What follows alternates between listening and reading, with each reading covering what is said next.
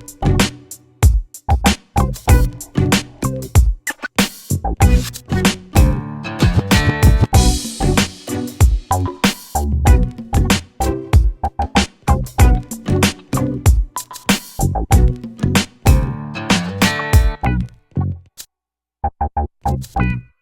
right, welcome back, everyone, to another episode of Unraveling Political Theory, brought to you by The Last American Vagabond. I'm going to be your host, Tim, and joining me, as always, is Keith Preston from attackthesystem.com. Keith, how are you today? I'm good. Good to be back on. Yeah, glad to have you back. We took a week off there. Just had to get away from politics for a little bit for myself. You know, sometimes just seems like nothing's happening and just can be a little frustrating. So I had to take a little breather, but we're back now. And today we're going to be discussing fascism. The reason I wanted to discuss this, well, actually, you brought it to my attention. I always thought fascism was the merger of state and corporate power, but really there is a lot more to fascism. There's much more distinct definition, fascism. So I wanted to go over that because, as you pointed out, and I've been guilty of this myself, people want to say any form of tyranny now is fascism, but that doesn't seem to be maybe the correct term always to use because there's much more historical context to it. So let's start with the little definitions, as we always do. So could you explain what fascism is and a little bit the historical context behind how it sprouted into existence? Well, fascism is a somewhat ambiguous concept because there's not a universally agreed upon definition, even among leading scholars who study the history of fascism and intellectual historians who dissected fascist ideology. Even they disagree among themselves as to what fascism is. There's a number of thinkers like, say, Stanley Payne, Umberto Eco, and some others who have provided a certain criteria for whether or not a particular movement or regime or whatever is fascist, but there's not a consensus among historians or scholars of fascism as to what the actual definition is. But a generally accepted working definition would be a movement from the revolutionary right. That is, a movement from the right that wishes to overturn the existing order. We're not talking about the conservative right, where it's about preserving some kind of traditional institutions or status quo, whereas we're talking about a revolutionary right that wants to overturn the existing order or existing institutions, and they want to do so in such a way that is going to involve some kind of national or cultural rejuvenation. That's usually the stated aim of fascism. That the existing culture, this is existing society or existing elites or existing institutions have become degenerate or decayed or decadent, and consequently there needs to be a revolution that ushers in some kind of national rebirth or some sort of cultural rebirth, or reclaim some sort of organic identity or some sort of primordial virtues that a particular nation or culture possesses. Most movements that I think that could reasonably be classified as fascist have had some kind of orientation in that direction. Interesting. I like how. Okay, so like a revolutionary. So when you talk about Trump, you wouldn't really call him a fascist because he's kind of maintaining the established system as opposed to recreating like a revolutionary type movement. We're recreating the systems. Would that be correct? Yeah, Trump is very, very far removed from being a fascist. Trump's actual politics, to the degree that he has any identifiable personal politics, are essentially what you would get from any center-right, mainstream, moderate Republican. Most of the American presidents that we have had for the last half a century have essentially governed as a type of Rockefeller Republican, what used to be called the Rockefeller Republican. That is the kind of center-right, big business, big banking, big capital Rockefeller Republicans. Even the Democrats have more or less governed in that vein, like Bill Clinton and Barack Obama. A possible exception was Ronald Reagan. He brought some conservative populist ideas to the table, but I think he pretty much governed in that vein as well. And that's certainly been the direction that Trump has increasingly been headed in ever since he's been elected. And that shouldn't be surprising. I wrote an article about Trump back when he was running for president last year. I called him Nelson Rockefeller's Revenge, and I was pointing out the similarities between him and Nelson Rockefeller. So I think Trump is more, in the standard Nixon Rockefeller moderate Republican vein, and that has nothing at all to do with fascism. There are no fascist organizations in the Western world today that have any real influence or power or significance, with the partial exception of Golden Dawn, which is a group in Greece, which I think managed to get about 10% in some elections there a few years ago. But Golden Dawn is a classical fascist party. But other than that, I don't know of any movements anywhere in the Western world that have any kind of influence where they could reasonably be considered fascist. Yeah. So let's get a little bit into the core tenets of fascism, as opposed to the right, because I think a lot of people just consider anyone that's corrupt on the right to be a fascist. Well, I guess from when I was reading it, fascism seems to take some elements of the left and the right. So maybe talk a little bit about the tenets of fascism, and do they pick different stances from the left and right into one ideology? Well, they can. It's important to distinguish, first of all, between fascism and the traditional right.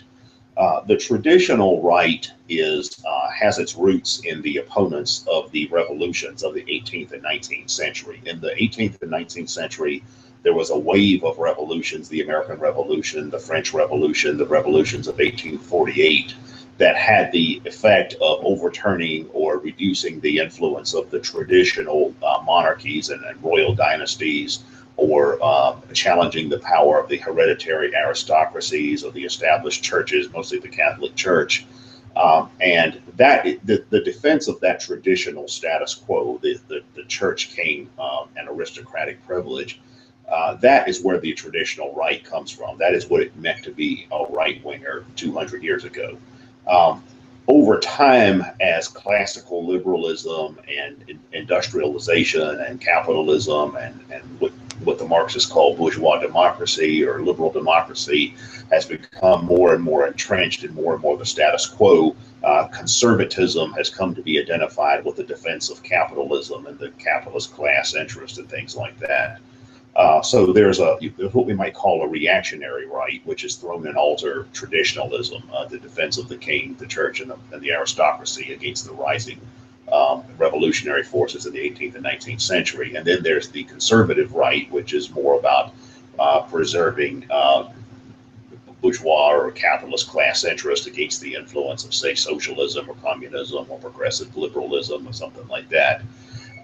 And then fascism is neither one of those. Fascism is the revolutionary right. It's not conservative. It's not about trying to preserve any kind of status quo. It's not necessarily about trying to go back and restore any traditional institutions either. For example, the fascist movements in Europe were not necessarily monarchists or clericalists or proponents of the traditional aristocracy. In fact, in some instances, they were very vehemently opposed to all of that.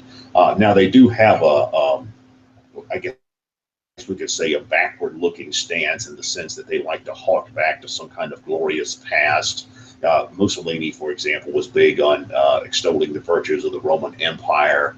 The German Nazis were big on talking about the primordial, Germanic people that came out of the Northern Hemisphere. I mean, to the point of adopting all kinds of strange mythology about the origins of the German people and things like that were completely pseudoscientific or ahistorical. But the fascism is a revolutionary movement. It's not a conservative movement, and it's not even a reactionary movement in a sense of trying to turn back the clock per se. It may draw on some historical elements of a particular culture or society, but it has this idea of bringing in some kind of national rebirth or cultural rebirth or rejuvenation or regeneration. So it's revolutionary in that sense. So from what I understand, so it's a nationalist movement, since there's a rebirth of the nation, and it's doing this through more of a totalitarian measure. So how does totalitarianism play into the mindset of the fascists? Well, the term totalitarianism was actually coined by Giovanni Gentili, who was one of the leading theorists of fascism under the Mussolini regime. There's a quote from one of Mussolini's speeches where he talks about how fascism is totalitarianism, and he defines that as everything is of the state, nothing outside the state, everything is for the state. That's not an exact quote, but that's what he meant. So statism is a central component of fascism. Fascism is centered on the state. It's about creating a revolutionary state that, in fascist ideology, is an organic reflection of the nation itself, of the nation, the people, the folk, the faith, blood and soil, and things of that nature. This concept of an organic state that has this kind of reflective nature. And fascism also emphasizes the role of the state as an institution that guides and molds society in its own image. Fascists are not traditional conservatives who believe in that there are separate spheres of influence where that should have some degree of autonomy or authority within the context of civil society. For example, even a throne and altar traditionalist generally believe that, okay, the king has his own sphere of influence, and so does the church, and so does the aristocracy, and so do the guilds, and so does the family, and so does the village, and all of that. Um, Fascists don't necessarily believe that. Fascists believe that the state has a role in guiding every institution in society. For example, people who grew up in Mussolini's Italy, there are probably still some elderly people around who grew up in Mussolini's Italy, and they will tell you about how in their educational system they were taught to revere Mussolini, the Duce, as the father of the nation, and things like that. With German Nazism, it was more extreme. For example, they had the Hitler Youth in German Nazism, and participation in the Hitler Youth was compulsory. You didn't join it because you wanted to be in it, like the Boy Scouts or Cub Scouts or something. It was compulsory. Parents could not refuse to send their kids off to participate in Hitler Youth activities or Hitler Youth camp or whatever.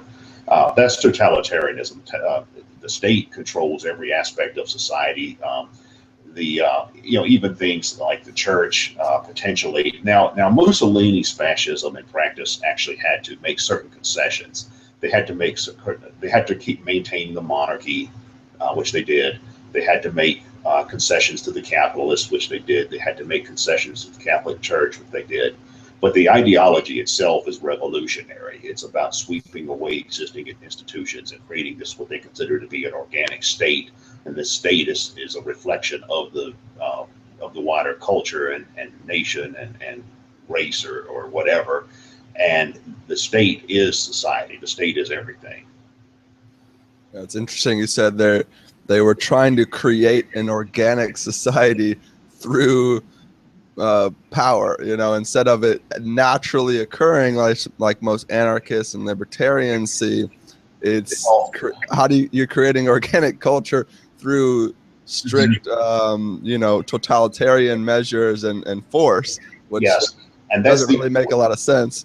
That's one of the important things about fascism is that they see the state as an organic institution. Like anarchists and libertarians tend to see the state as a parasitical institution. It's an artificial entity that exists parasitically off of organic institutions. There are some traditional conservatives who have the idea that the state is organic as well, but they tend to view it as still only having a limited realm of legitimacy. The state has its place, but so do other contending institutions. Like conservatives will talk a lot about, traditional conservatives will talk about what they call intermediary institutions that sort of maintain a balance of power in society between the state and the individual, like the family and the church and business and unions and all these kinds of things.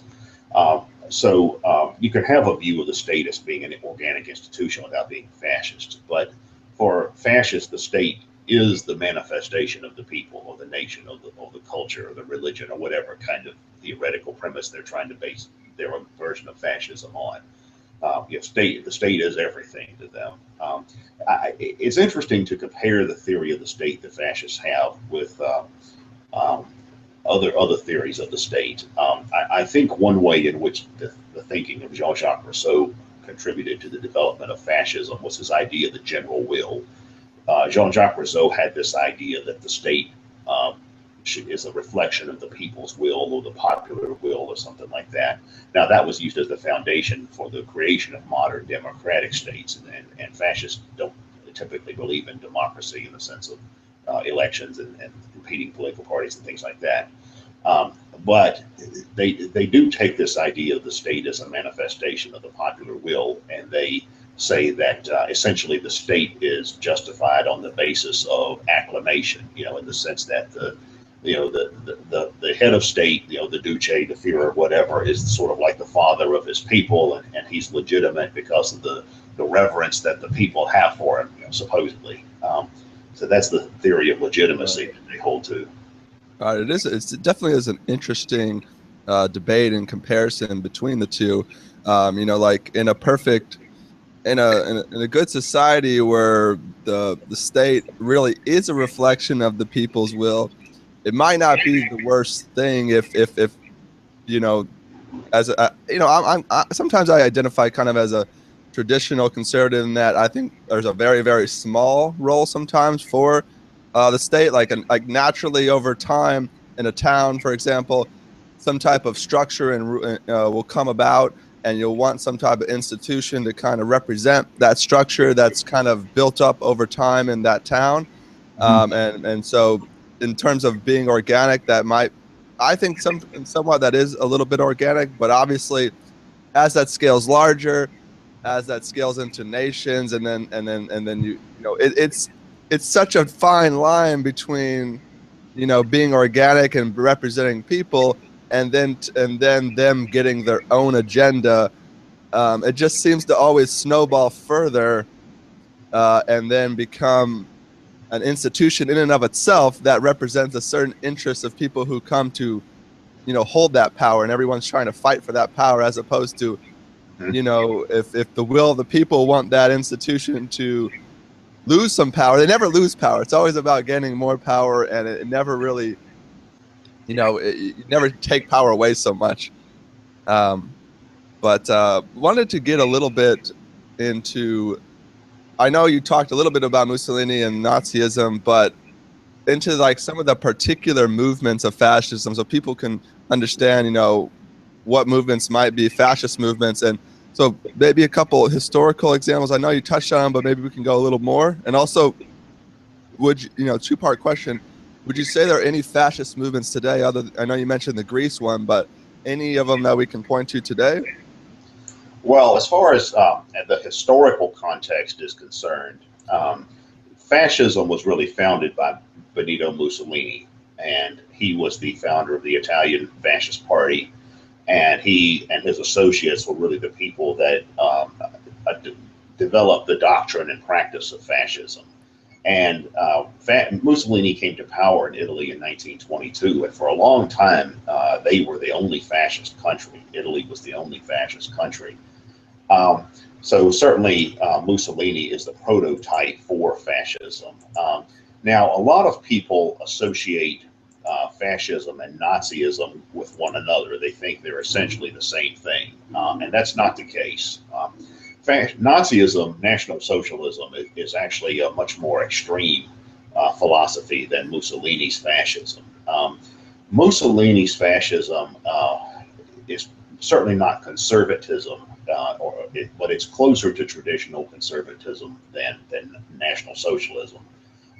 The Nazis really were a revolutionary movement that aimed to sweep away the old order, and they had this kind of modernist but pseudoscientific conception of race that was really the guiding principle of their ideology.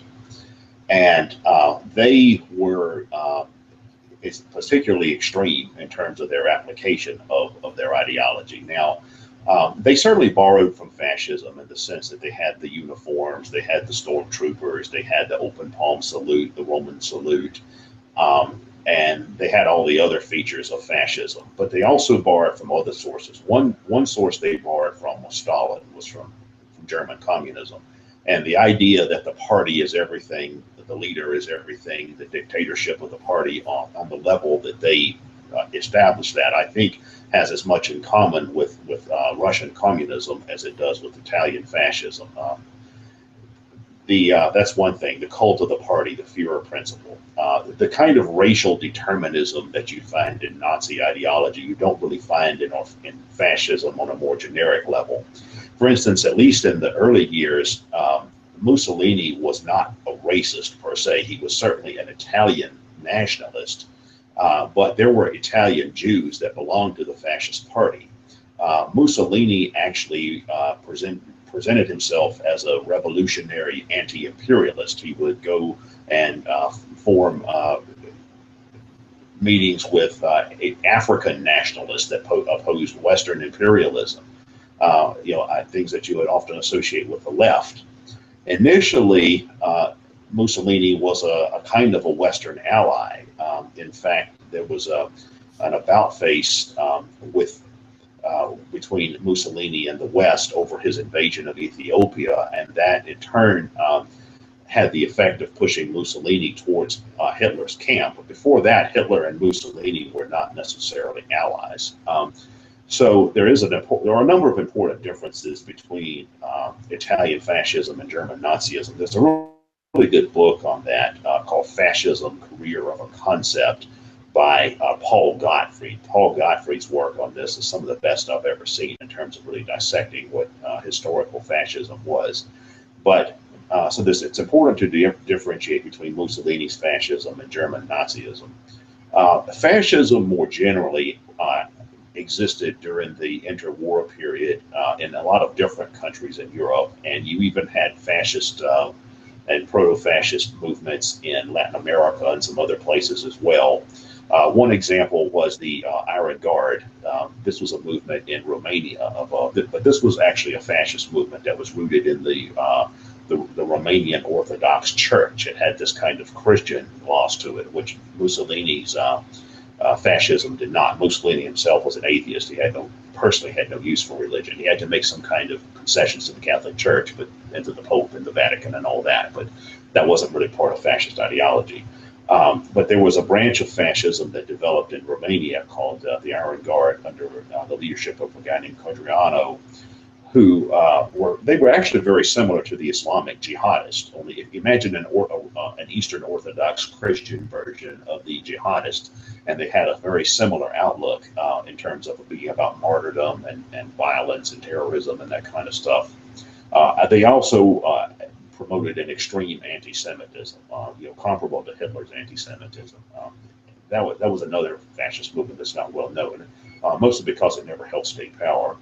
And there were also other tendencies that got labeled as fascist, but really were not fascist. So, like one example is Francisco Franco, Spain. Francisco Franco was a militarist. He was a German a general in the Spanish army, and he had been involved in a coup for the purpose of suppressing the left, the revolutionary left. But the kind of system that Franco created in Spain was arguably more just a tradition of just a restoration of a traditional oligarchy of the kind that you find in all pre-modern societies, rather than fascism per se. It had some of the trappings of fascism with the salutes and uniforms and stuff like that. The Pinochet government in Chile from the 70s and 80s, they were often labeled fascist, but they were actually more similar, I think, to Franco. They were just more of a traditional military dictatorship and that restored a traditional oligarchy. However, there were other regimes that were fascist or certainly resembled fascism in a number of ways. One was the Juan Perón regime in Argentina. They actually came fairly close to resembling European fascism and were certainly influenced by it. the phalangist movements that you saw in different places, even in the post-war era, they were actually influential in Lebanon at one point. The phalangists are a kind of right-wing Christian, usually Catholic, paramilitary movement that's influenced somewhat by fascism, although they're influenced by other things as well. So there have certainly been other movements, and including other regimes that were fascist or influenced by fascism or resembled fascism, but they always tended to assume a particular form that was unique to their circumstances. And then there have been other things that have been labeled fascism that I think are not really appropriately called fascism. Now, as far as the second part of the question, what examples do we have of fascism today? In the Western world, outside of the Golden Dawn group in Greece, they're clearly fascist. I would say that without a doubt, they are a classical fascist party. There are plenty of little fringe tendencies that have a fascist outlook, the American Nazi Party or something like that. But there's nothing really that I know of that has any kind of real influence in any modern Western country. There are a lot of movements that get labeled as fascist that I don't really think are fascist. For example, the Front National in France under Marine Le Pen is often labeled fascist. You could argue that party, which was founded back in the early 70s by Marine Le Pen's father, you could argue that party in its early years had some fascist influences, along with the influence of, say, Vichyism and some other far right influences. But from what I can tell, that party has certainly drifted away from it and all of that. And the positions that they take today, in my judgment, are fairly middle of the road opinion. That's on many issues. I mean, that Front National is opposed to the European Union. They're opposed to the Americanization of France. They're opposed to mass immigration. They're opposed to neoliberal economics. They want to protect the welfare state. I mean, these would have been leftist opinions in France just a few years ago. I mean, if anything, I think they're real ancestors of the French Communist Party, because that's where their voter base comes from now. Like what happened is that when the French Communist Party declined as an influential group in France, a lot of their voting base, which was the working class in certain areas, actually went over to the National Front. So if anything, I'd say they're more comparable to the old Communist Party than to fascism proper. Of course, now groups like UKIP, they get labeled fascist. All kinds of things get labeled fascist. Donald Trump gets labeled a fascist, but I was going to say, you also have the alt-right. What do you think people's misconception is? I mean, everyone sees the alt-right as fascist. What would you comment on that? Well, the alt-right is more of an agglomeration of different tendencies and philosophies that I don't think really have that many defining characteristics, other than a handful of things. We did a podcast on the alt-right where I talked about some of those, but their core ideas are basically simply being un-PC, I suppose, is the main thing that defines the alt-right. They tend to be opposed to the neocons' war idea of perpetual war for global democracy and things like that. They're very influenced by the paleo-conservatives on foreign policy, but they also tend to be interested in human biodiversity and bringing the way in which genetics influences human behavior and human social outcomes and things like that. Including perceived biological differences among races in terms of IQ levels and things like that. That's one thing that they will claim. What they call race realism, as part of their idea. Also, criticisms of feminism. You have a tendency within the alt-right, the manosphere, or the MRAs that are hypercritical of feminism.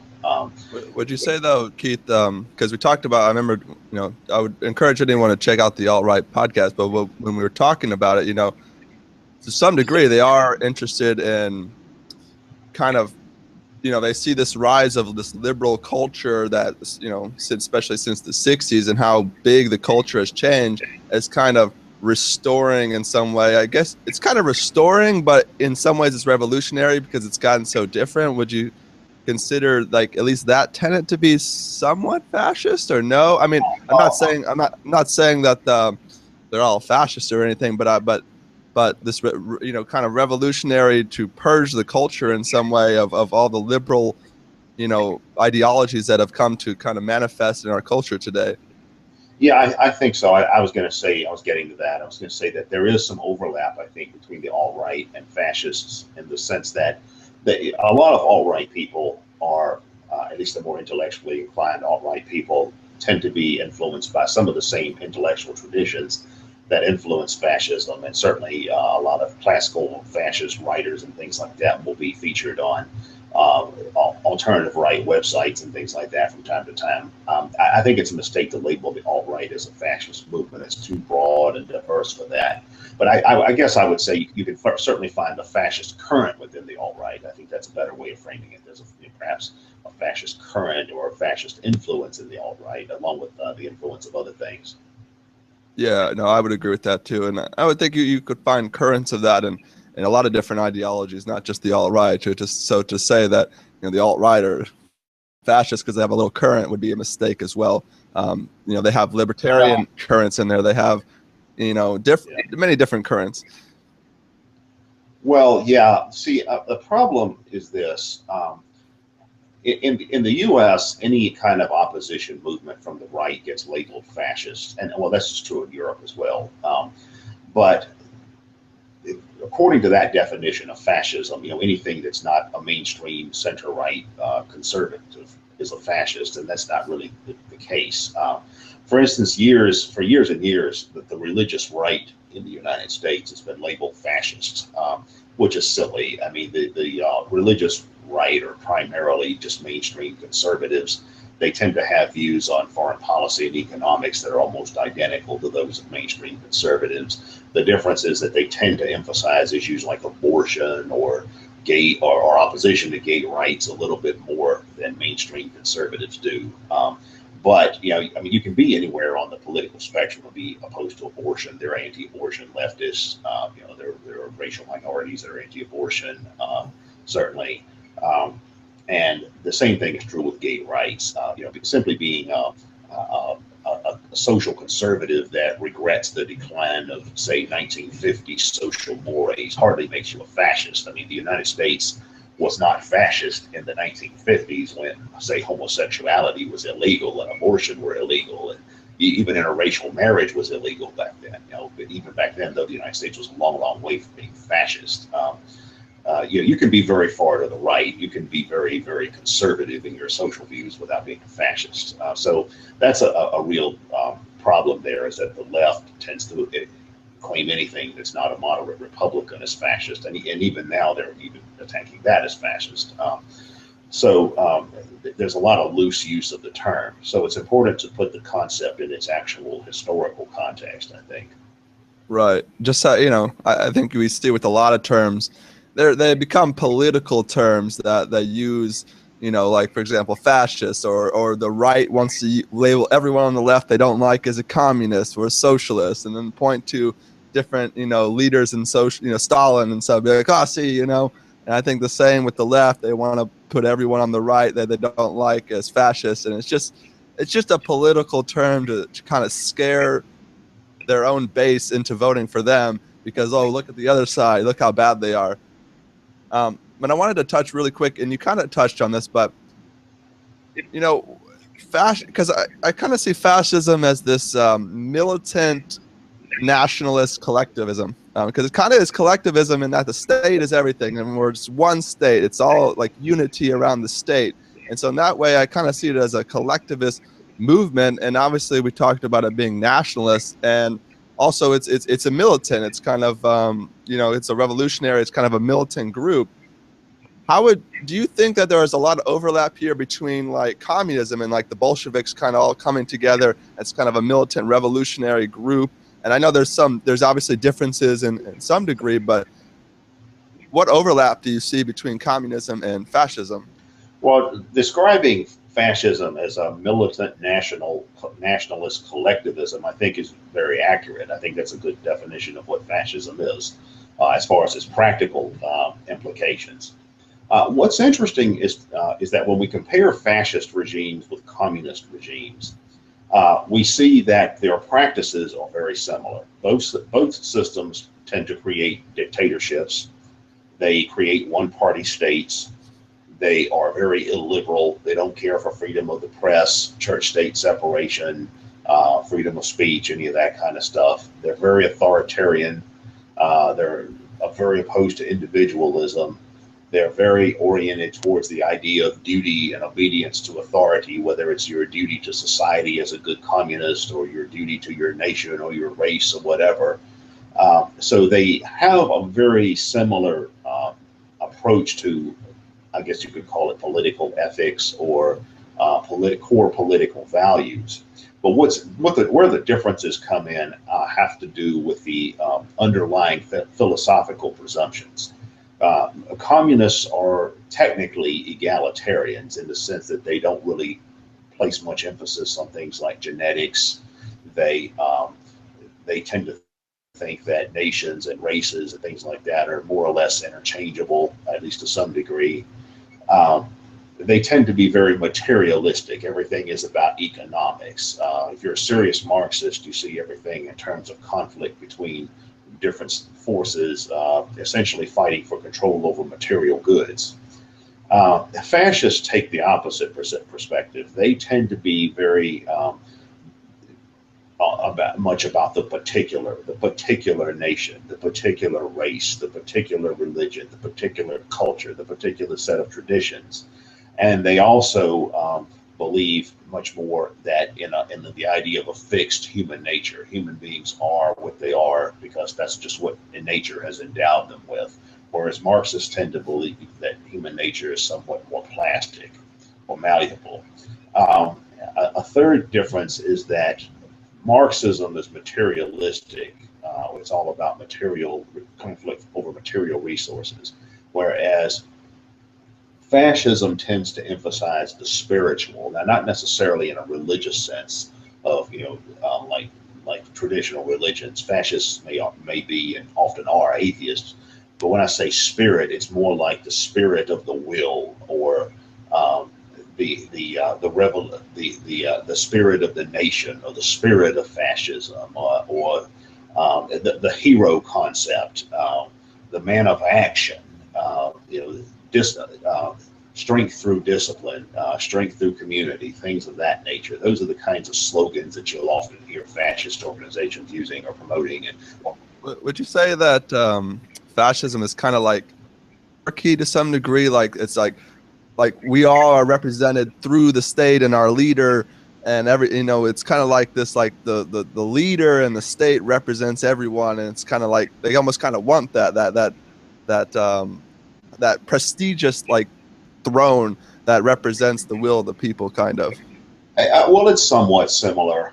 There are differences as well, but a similarity is that, yeah, the head of state is identified as the people. In fact, there's an old video, probably you can find it on YouTube or somewhere. It's Rudolf Hess, the German Nazi leader, speaking at one of the Nuremberg rallies. And he's saying that Germany is Hitler and Hitler is Germany, meaning that the German spirit, the German nation is embodied in the Führer principle. That's a big part of their that was a big part of their ideology and philosophy. So yeah, in traditional monarchies, you have this idea that the king is the father of his people and he rules by divine right and he's the guardian of his people and that kind of stuff. Fascism takes that kind of idea and modernizes it and secularizes it, and I think makes it more extreme in the sense that it's the nation and the leader are assume a kind of symbiotic identity. Interestingly, if we want to talk about examples of fascism, if we look at North Korea. Now, North Korea was founded as a communist regime, and it was for years aligned with all the Stalinist states. But over time, North Korea has evolved internally in such a way that they've tended to move away. They've tended to move away from emphasizing Marxism, Leninism as an ideology, and more towards what they call the Juka idea. And this is almost like National Socialism for Koreans. More and more, their state ideology has been just simply about the Kims as the great leader, the dear leader, whatever. And this idea, the Juka idea, which is kind of a Korean ethno-identitarian chauvinism, if you will, almost like Aryanism for Koreans. So it's interesting to see how over time the North Korean regime, which is certainly totalitarianism, that's probably the best example of totalitarianism that exists in the world today, and it's probably the closest to being a classical fascist regime of anything that we can find in the world today, even though it's widely regarded as communist and most certainly began as a communist state. Yeah, it's just so interesting how there's so much overlap between different terms. Like, tyranny is tyranny, and we have, different fronts that they, appear to be. But when you get down to some of the roots of it, they're all kind of the same in terms of application. Yeah, they have slightly different, ways that they brought about or ways that they get people to follow, this tyranny. But they all kind of similar in application in terms of totalitarianism and kind of the state being the central power. So it's just, I think too many that we talk like the left wants to blame the fascists, the right want to blame the communists, but really they're kind of um, any kind of last words you wanted to say about fascism that you think people should understand?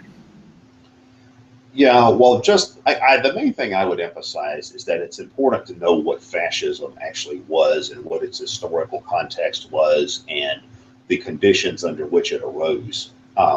Fascism emerged during the interwar period between World War I and World War II.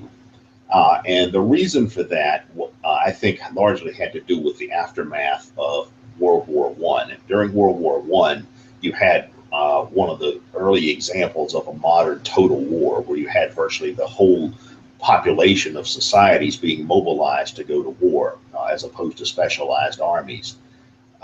And as a result, I think that introduced militaristic or martial values into the wider society in a way that they hadn't been before. And also, World War I was largely seen as a failure of the old liberal order. You had this kind of classical bourgeois, liberal, early capitalist, early industrial order that existed in Europe, where democratic government or republics were starting to become somewhat more common, and more liberal monarchies were emerging. And all of a sudden, you had this big conflagration, this huge war where it was at the time it was the biggest war in human history, millions upon millions of people killed, and a lot of people started to look at it like liberalism, classical liberalism, had become obsolete, and that militaristic societies were going to be the wave of the future. And I think that enhanced fascism's appeal in many ways. The real support base, the organizational base of fascist parties in Europe tended to be World War I veterans. If you look at who made up, the brown shirts, the SA, the black shirts, the Free Corps, groups, that all of that kind of stuff. A lot of those were former World War I veterans that had been demobilized. If you look at who the main supporters of fascist parties were, they were largely, again, veterans of the earlier wars that wanted to settle scores with whatever nations they'd been fighting against in the first war. So the context in which all that developed is important. Another thing that really fueled fascism was the Great Depression. The Great Depression made it look like capitalism was dead and a new order was coming in, and a lot of people thought it would either be communism or fascism, and that, I think, contributed to the growth of those movements tremendously. But it's also true that, to my knowledge, fascism has never taken root in a nation that was a modern, liberal, democratic, capitalist nation that had a long-standing tradition of liberal capitalism or liberal democracy. All of the nations that went fascist were either monarchies or had been monarchies up until very recently, or were failed democracies where democracy had only existed for a handful of years. One of those was Germany itself. Germany was a monarchy up until the end of World War I. They more or less had democracy imposed upon them by the conditions of the terms of surrender, the Treaty of Versailles, and all of that. And democracy was very fragile in their system, and it didn't really last. What happened was that the Weimar Republic, the democratic government in interwar Germany, was unable to um, solve a lot of the problems that Germany had as far as the economy, not to mention the damage that had been done to Germany because of World War One. And so the republic became very unpopular, and people started drifting more to extremist movements, to the point that the extremist movements became the dominant parties. What happened was that in the Weimar Republic, the Nazis and the communists became the two largest parties. So democracy was essentially impossible at that point, when the two most popular and influential parties were groups that were vowing to overthrow democracy and implement totalitarianism.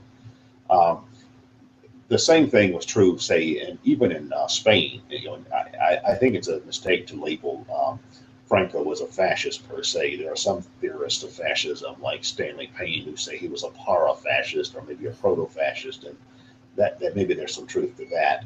But even in Spain, there was a lengthy tradition of rule by a monarchy, by a landed aristocracy, by the Catholic Church. And while democratic ideas, voting rights and parliaments and stuff like that had been introduced in Spain, it was very unstable, and it was Spain had fluctuated a bit between authoritarianism and democracy and things of that nature. So democracy there was also very fragile. But these kinds of movements have never really taken root in modern countries with long-standing traditions of democracy. I mean, the idea that we would have a fascist party or a communist party in the United States, for example, or in contemporary England or somewhere like that, that would actually be able to gain control of the state is a very remote possibility. I don't see that happening. The way that things are evolving in the United States is that we are actually seeing a great deal of continuity. As I said, most of the presidents we've had for the last five decades have been more or less Rockefeller Republicans, and it doesn't matter who the president is. It's one war after another. We had George H.W. Bush. We got war in Iraq. We had Bill Clinton. We had war in Kosovo. We had George W. Bush. We had war in Afghanistan and Iraq. We had Obama. We got a war in Libya, and I guess at the beginnings of the war in Syria. Now we've got Trump with war in Syria again, and so that's the kind of continuity that we see in our own system.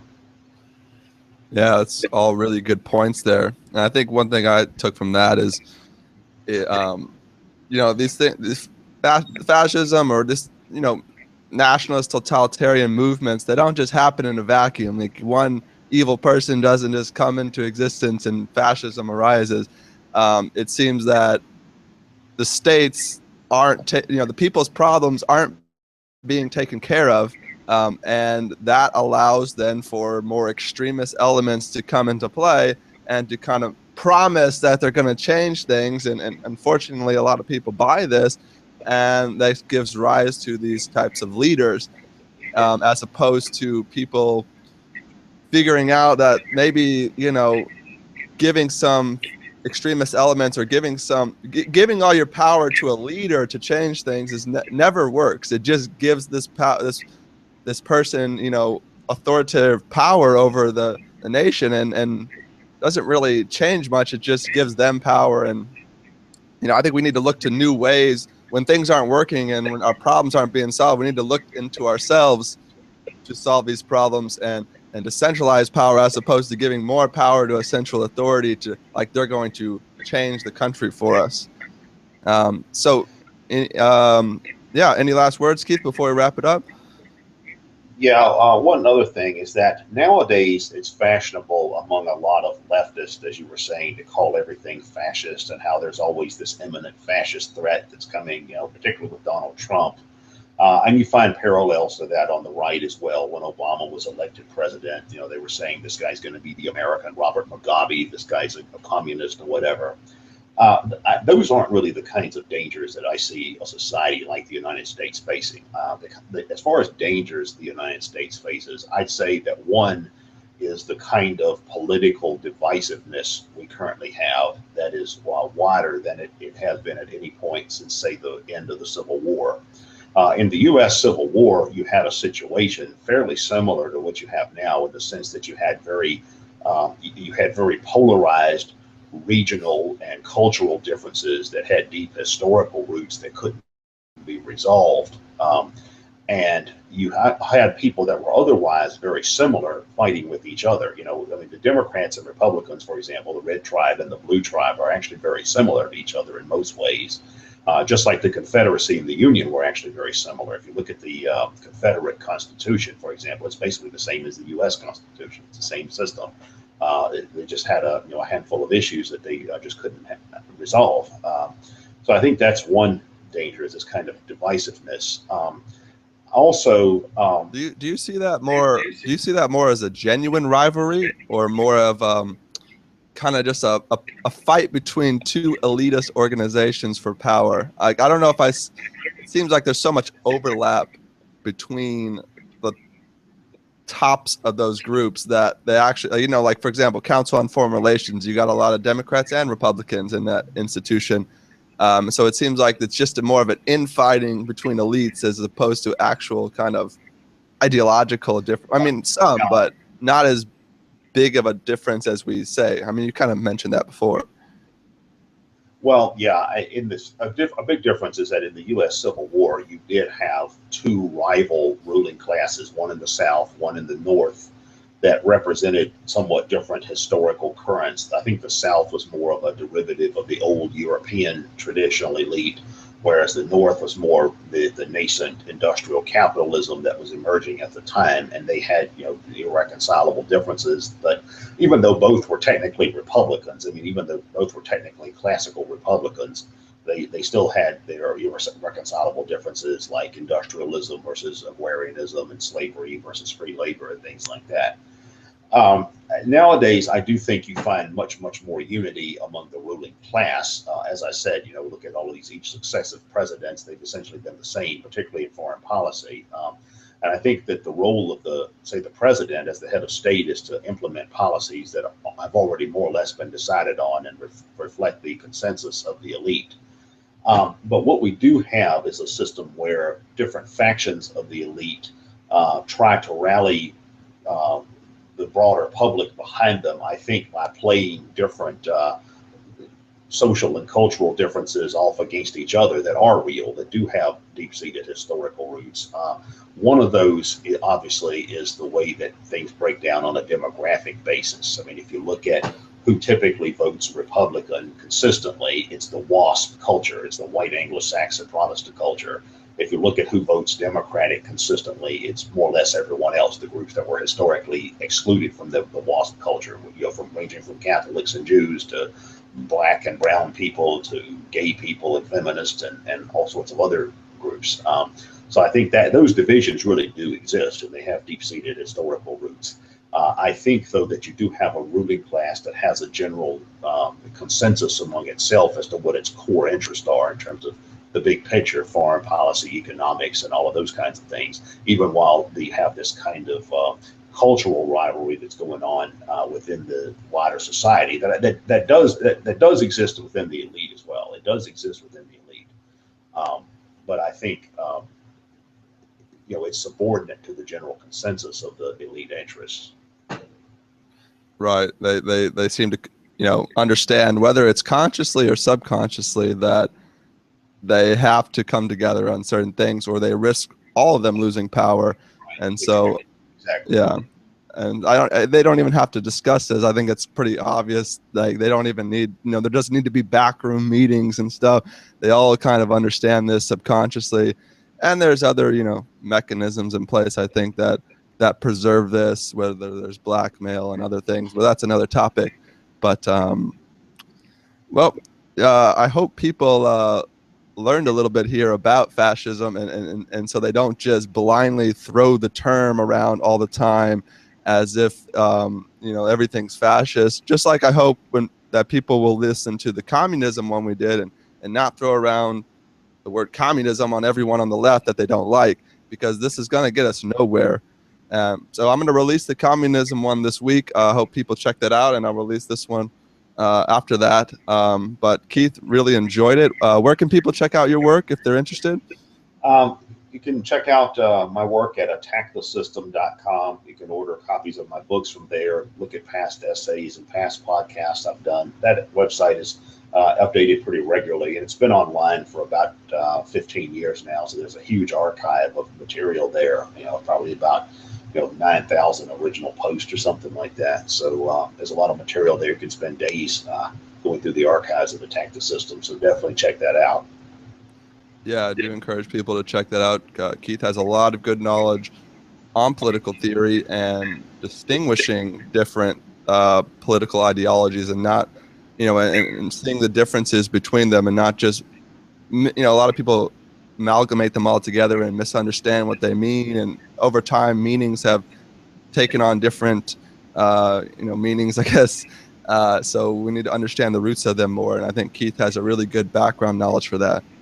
But Keith, enjoyed it. I hope people learned a little bit here, and like everyone, just keep learning and keep searching for the roots of this, because I think then we can understand it a lot more. But take care, everyone, and until next week, have a good one.